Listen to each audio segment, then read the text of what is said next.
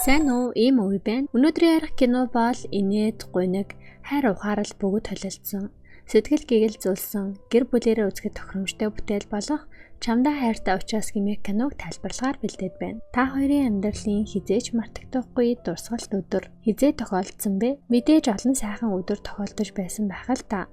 Тэр дундаа сэтгэлээ илчилсэн анхны өдөр хизээч мартагдахгүй билээ.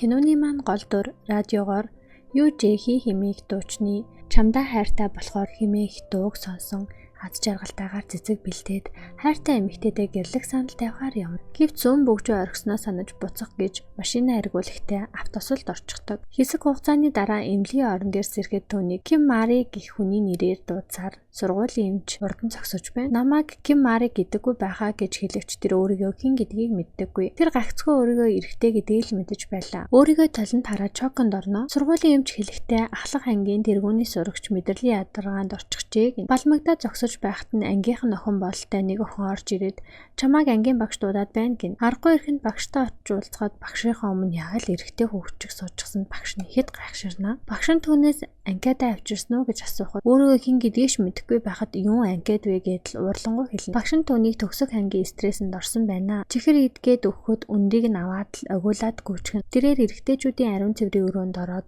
огиулаад л байна. Охин байж эрэгтэй ариун цэврийн өрөөнд орчихсонд нь хөвгүүд ихэд балмагнаа. Би охин гэжүүдээ энэ зүүд байхаа гэд сэргийх гээд автомат ундааны машиныг толгоогоороо мөргөж гаргаж зүүд бич байсанд сургуулийн хашааг давж зүхтах гэж байгаад аргас савж унахта халааснасаа жирэмсний тест унгаачихна. Яг энэ үед нэг охин түүний ард ирээд зогсчихсон. Жирэмсэн гэдгийг нь мэдчихнэ.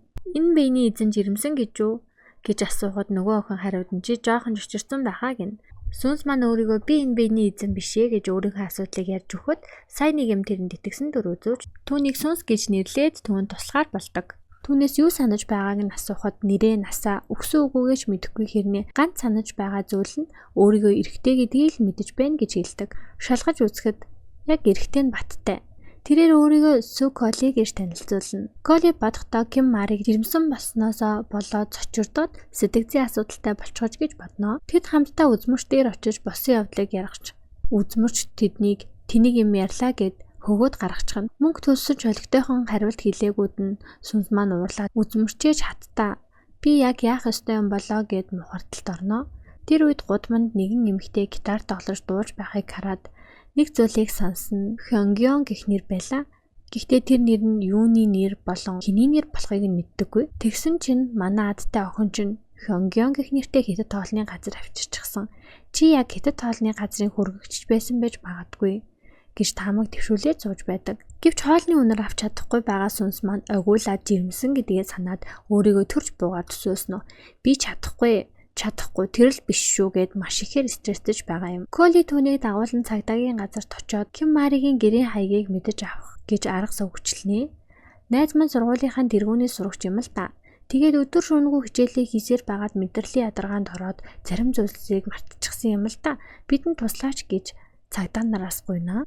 Гэхдээ чи сайн найз нь юм бол яагаад найзынхаа гэрийн хаягийг мэддэггүй юм бэ гэхэд сэргэлэн охин маань эрэгтэй эмэгтэй хүмүүс нэгнийхээ талаар хитрхи ихийг мэдэж эхлэх үед нэгнээсээ уйддаг шиг бид ч гэсэн нэгнийхээ талаар мэдэхгүй байхаар шийдсэн тийм л найзууд энтер гэдэл зогсож байхад Ким Маригийн ээж нэрний тэгээд сүнс маань түүнийг дагаж гэрт нь очиж Ким Маригийн өрөөг нь шалгахад аль хизээний хүүхдээ эмнэлэгт үзүүлчихсэн бүр төрүүлгээр шийдчихсэн байхыг нь олж мэднэ. Маргааш нь хичээл дээрээ дотор нь муухаараад байсан учраас сургуулийн дээвэр дээр гарч агаар амьсгалж байхад нэгэн хүүгэн түүн дээр ирнэ. Тэр хүүгэн хүүхдийнх нь аа болж таардаг. Сүнс маань тэр хүүгүүнийг зодож гарнаа. Нэлцраа юм байж юу вэ? Хүүхэдтэй болно гинэ гэдэл гарыг нь өргүүлээд шийдэхэд би хүүхэдтэй болно чамайг сайн хамгаалж чаднаа. Ажил хийн, хамттай амьдрна гэдэл солиорч өгнө. Сүнс маань юуны ч хүүхэд өсгөх би чадахгүй Ким Мари надад баярлах болно. Би энэ хүүхдийг ахуулна гэж хатуу гэлчгээд явна. Тэрээр Колитай хамт эмнэлэгт ирчихсэн хүүхдийг ахуулах гээд байж байна. Өрөөний үүдэнд хүүхдийн эцэг нь дагаад ирчихсэн уйлаад л зогсож байдаг. Сувлагч ирээд унтуулах тариа хийх гэхэд гинэт толгой нь маш хүчтэй өвдөж Ким Маригийн толгой хүчтэй өвдөх үед хүүхдийн эцэг гүүж орж ирээд тэрэн үнсгээд сүнс маань ухаан алдана. Тэрээр Хёнгён гэх эмэгтэйг санах бөгөөд дуучин болох үсэлтэйч дайдны айцтай тэр нэг эмэгтэйг санана. Жинхэнэ Ким Мари эргэн иржээ. Би яагаад энд байгаа юм бэ? Юу ч санахгүй байна гэж хэлэхэд Цуколи түүний биеэ сүнс гараад явчихсныг мэддэг. Тэгсэн сүнс ахаад өөр хүний биед орчихжээ. Энэ удаад хижээл насны Пак хэмээх мөрдөгч ирийн биед орчход яг ажлаа хийгээд хэрэгтэн хөөж явах үеэр нь биед нь орсон учраас ажлыг нь өргөжлүүлж хийхээс өөр аргагүй төрдөг. Тэгээд мэдүүлэг авч байгаа юм. Тэгснээ хэрэгтнээс өөрийнхөө талаар асуугаад байгаа юм аа. Тэгээд багахан мэдээлэл олж авдаг. Амралтгүй ажилласаар гэртээ нээх очдоггүй бөгөөд их нэртэйгээ таагүй харилцаатай удахгүй салах гэж буй тухайгаа олж мэднэ. Пакгүй иргэний үнэмлэхнээс гэрийнх нь хаягийг олж гэрт нь очиход ихнэр хүүхэд нь унтаж байна. Өмнөх жирэмсэн охиноос болоод олигтойхон юм мэдэж чадаагүй учраас хөргөж онгоолгож хоол хайж байхад мөрдөгчийн хүн хажууд ирээд зогсчихсон цочоочихно. Их л адтай хүүхэд ажээ. Хооллох цагаас оройчихсан юм чи хоол байхгүй гэж хэлэгч аавда идэх юм бэлдээд өгч байгаа юм. Хоолсныхаа дараа сүнс маань өөрийнхөө ганц таньдаг Цуколид өөрийгөө ахаад хүний биед орчихлоо гэд уцаар залгаж хэлнэ. Эмэгтэй хүнтэй уцаар хийж байгааг нь сонсон мөрлөгчийн хүүхэд нь өөр эмэгтэйтэй болчих ч л дээ таа гэд үгээр иднэ. Үгүй ээ гэж байна гэсэн чинь тэгвэл та ээжтэй хамт унтал та гэд өрөөрөө нь явуулчихна. Өглөө уцанд нь зурваснууд ирэх чимээгээр сэрсэн чинь Пак мөрдөгчийн их нэртэй гавлуулчихсан сэрнээ мөрдөгчийн хүүхдэн тэр хоёрыг эвлэрүүлэх гээд гавлцгаад түлхүүрийг нь аваад явчихаж ядаж байхад ихнэр нь юм ярихгүй зурвас бичээд л байна. Үүнээс гарахад мөрдөгч гуай ихнэрээ үнэхээр их гондоож л тээ. Хүүхдийн цэцэрлэг өнөөдөр Лото Ворлд орж тоглохоор явсан учраас тэд хамтдаа тийш явна. Такси бариад явж байх замд мөрдөгч маань амар муухай унгаад таксинаасаа хөөгдчихвэн. Ахаад такси барих гэсэн ч ойрхон ирсэн байсан учраас алхаж явна. Алхаж явахдаа гэгэн цагаан өдрөөр муу усны нөхрөө унчихна. Тэднийг тийш унсныг хийн ч харсангүй. Тусламж гуйгаад дуутахад энд сонссонгүй. Тийм учраас өөртөө зам хайхаар явхаар болдог ч эхнэрийнх нь хөл гэмсэн байсан учраас өөрч явхаас өөр аргагүй төрнө. Хайрын асуудалтай байгаа хүний биед орж буугаа битсэн учраас үнсэлтлийг биенээс гарахад туслах байх гээд мөрдөгчийн эхнэрийг хүртэл үнсэж үзээд бодлогооднэ. Муудалцаад хамтдаа цааш явахдаа ярилцаж үзэхэд үнэхээр л Пак мөрдөгч гуайн буруу байсан цүнс түүнийг ойлгож түүний өмнөөс уучлалт гуйхад эхнэрийнхэн сэтгэл онгойж хэцүү тэгэлж байсан бол чулуу нь алга болчих шиг болно. Тэр үеэр муу ус тэднийг чиглэн ирнэ. Гэвч зүхтаа чадалгүй муу ус нь цохигдсон хэсэг хугацааны дараа далаагаас аврагчдаар авруулан манай хоёр гарч ирдэг. Пак мөрдөгч ухаан алдчихсан эхнэр нь ханаа гээд болчихсон эмнэлэг рүү төрний машинаар явна. Тэдний хүүгийнхэн төлгөө биелж эцэг ихээ эвлэрүүлчихсэн сэтгэл ханамжтай мэдээ үзэж суухдаа ийм хэцүү бэрхшээлийг хамт тулсан юм чинь одоо салахгүй байлгүй дээ гэж бодон сууж байгаа юм. Хайрын ил сүнсний маань дараагийн бидэнд орсон хүн бол Ким Маригийн ангийн багш. Эдэмхий хоолоос өөр юм мэдэхгүй мэд нэг аажээ. Энэхүү гахаашиг хүнийг яаж хайр дурлалтаа учруулах юм бэ? Бүтэхгүй мэд санагданаа. Багш болчихсон сүнс маань Цуколи дээр очиж надад нэг мэдээлэл ирсэн. Чамайг эмэгтэйчүүдийн эмнэлэг дээр явж байсан гэх юм. Ямар учраас явж байсан юм бэ гэхэд хүн чанартай Коли өнөө учрыг хэлсэнгүй шүү. Чи ч хүн чанартай юм аа. Би сүнс байна шүү дээ гэж өөрөөр нь тоглосноо хэлнэ. Тэд хамтдаа Колигийн цагийн ажил руу явна. Байнга л өлсөж байдаг хүний биед орчихсон юм чинь эцээл байна. Яагаад эдгээр хүмүүсийн биед ороод байгаагаа ойлгохгүй юм аа. Ямар тач хайр дурлалын асуудлыг шийдвэрлэж өгөх хэрэгтэй болтой гэд ойлгосон зүйлсээ ялцсан. Дэлгүүрийн цонхоор харахад машинд мөргүүлээд тонхоочсон шуудангийн хайрцаг ягаад ч юм тань санагдана. Гинэт утсанд нь хайр Стахи гэх хүнээс санаад байна ахаа гэсэн зурус ирнэ. Энэ гахааг санаад байна гэж юу гэж гайхагч Стахи гэх тэр эмэгтэйтэй уулзахаар явдаг. Тэгсэн чинь царайлаг гой биетэй эмэгтэй хүрээд ирнэ. Манай хоёр гайхаж гарнаа. Яагаад энэ эмэгтэй энэ бүдүүн багшийг тоона гэж гаж хүмүүс сонирхдаг юм болов? Хаягчаад өшөөгөө авах гэж байгаа юм болов гэж бодож өгч байгаа юм. Сүнс залуу бүдүүн багшийн царай зүсийг жоохон янзлаад эргээд уулзахаар гарнаа. Хамт хооллоод цугтаа өнгөрсөн дурсамжуудаа ярилцахад манай хүн юугаа мэдхэвтэй ам дагуулаад л бөөрн хилээд баллаж өгнө. Өмнө нь надад хэлсэн амлалтаа санаж байна уу гэхэд мартахыг хүссэн үйл явдлуудаа мартчихдаг шүү дээ гэж хэлсэн чинь бүсгүй нэг л биш болоод явчихлаа шүү. Тэгэхээр би тэнэг бэжээ уучлаарай гэх шиг тэгсэн чинь 30 гарсан хойноо хүндээ гэрлээгүй бол надтай гэрлээрэ гэж хэлсэн амлалтанда уучлалт гуйчихжээ. Бүтэлгүй юм битээ. Энэ эмэгтэй зориулж өдөр бүр шоколад чихэр цэцэг хүртэл өгөө цаан анхаарал тавьж бүр дуудуулж өгдөг байсан гин шүү. Тэд хооллож дуусаад салах гэж байхад нөгөө эмэгтэй чинь танаад очиод хамтаа шар ариг уугээд багшийн гэрлүү таад хүрээд ирлээ. Эмэгтэй гэртээ дагуулж очсноо сүнс маань Колигийн дуудлаганд хариулгаа болчихлоо шүү. Ариун цэврийн өрөөнд ороод өөртөөгөө ярьж гарнаа. Би та хоёрын хайрыг л холбож өгөх гэж байгаа юм чинь зүгээр бидтэй багшаа гэдэл гарах гэсэн чинь түүний толгой өмнөх шигээ хүчтэй өвдлөө. Өмнө нь Ким Маригийн хүүхдийг ахуулах гэж байхдаа ингэж өвдөж байсан шүү дээ. Энэ биений эзэн дургүй байгаа болтой гэж босож гарахад эмэгтэй аль хизээний унтчихсан байлаа. Түүнд хүнжил өмрүүлээд ирэхгээ зөвхөн дээр нь санамсаргүй гიშгчглээ. Зөвхөн дотор нь байгаа жагсаалтыг нь нолоод харчихдаг. Тэр жагсаалтын хамгийн дор нь багшийн нэр байх ба түүнээс бусдыг нь улаан балаар дарчхаж үнэхээр л сонголтгүй болоод багш дээр ирж л дээ. Сүнс маань багшийн өмнөөс гуниглаж яаж энэ багшийг туслах тухай бодно. Маргааш өглөө нь багшийн хайртай эмэгтэйд өглөөний цай хийж өгч халамжлахад эмэгтэй нь сэтгэл хөдлөж бүх хүмүүс өөрчлөгдөг байхад та яг л хэвэндээ байна гэж хэлдэг.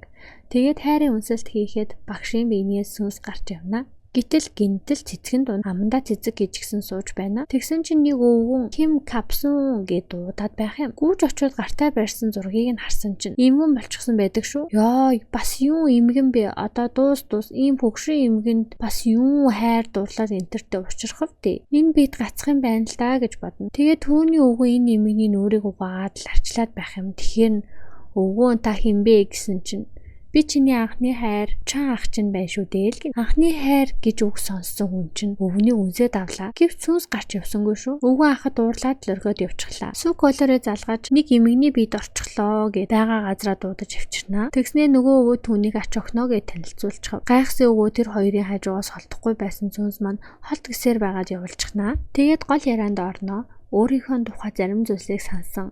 Хөгжмийн сонгон шалгаруулж явуулдаг хүн. Тим хүмүүс дундаас намайг хайгаад үгүй түүнийг явуулдаг. Сүколи маань сэргэлийн юм болохоор уйггүй хайсны эц түүнийг эмнэлэг цэхэнд байгааг нь олж мэддэг. Тэгээд сүнс рүү залгаж хэлдэг ч эмээгийн дүрээр эмнэлгээс гарах гэсэж чадахгүй баригдаж тайвшруулах тариа тариулж хоригддгоо. Өвгөөс ганц л удаа намайг эндээс гаргаад өгөөч дээ гэж гуйж арай гэж түүнийг зөвшөөрүүлж хамтдаа эмнэлгээс гарч явна.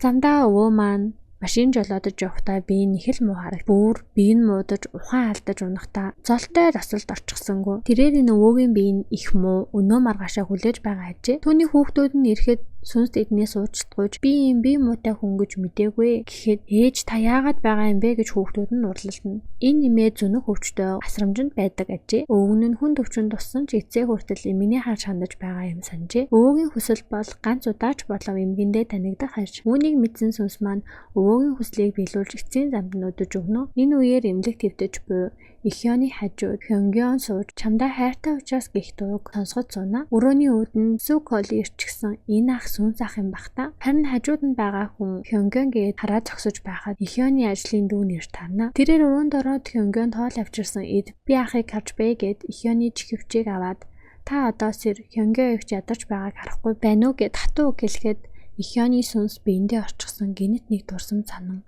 тайснасаа хайцтай болсон Хёнгёнд туслах арга олох гэж хичээж хамтдаа бэлтгэл хийж байна. Тэрээр тайсны айцаа тайсан дээр л гарч байж давж чадна. Дараагийн шалгаруулалтанд хамтаа оролцъё гэх дурсамжаа санахтай зэрэгцэн хажууд нь сууж буй дүүгийнхаа биед Ихёны сүнс яваад орчихв. Бүх дурсамжаа сансан Ихён Хёнгён руу хараад баярлсандаа тэврэх гэсэн ч өөр хүний биед орсноо мэдэж авна. Осолд орох үеэр түүний ослыг харсан хүмүүсийн биед ороод байснаа олж мэддэг. Сүколи хүртэл ослын үдэнд байжээ.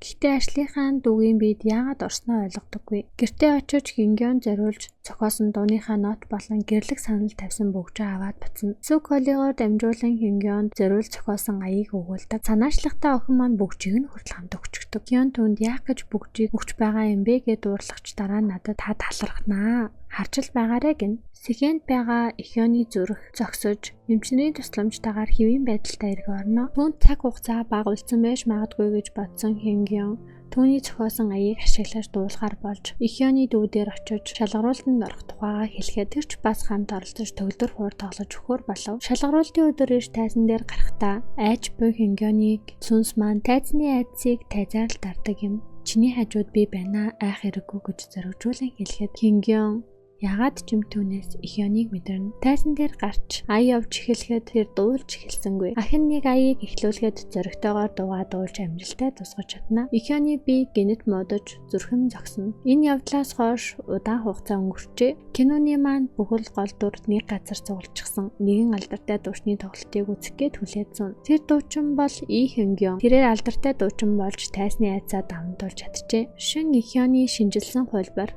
чамдаа хайртай болохоор дугдуулахаар тайзан дээр гарч ирнэ. Тоглолт эхлэхэд Ихё маань үзэгч дундаас түүний дууг сонсон сунаа. Ийхүү кино маань над жаргалтайгаар төгсөж байна. Хэрвээ чи хэн нэгний биед ороод тэр хүний хайр дурлалын асуудлыг шийдэх хэрэгтэй болчихвол ямар бэ? Сонин биш гэж үү? Киноны маань гол дур эдгээр хүмүүсийн бүгдийнх нь асуудлыг шийдээд зогсохгүй өөрийнхөө хайртай бүсгүйч бас өөрийн болгож чадлаа шүү дээ. Кинотойгоо хамт байсан баярлалаа.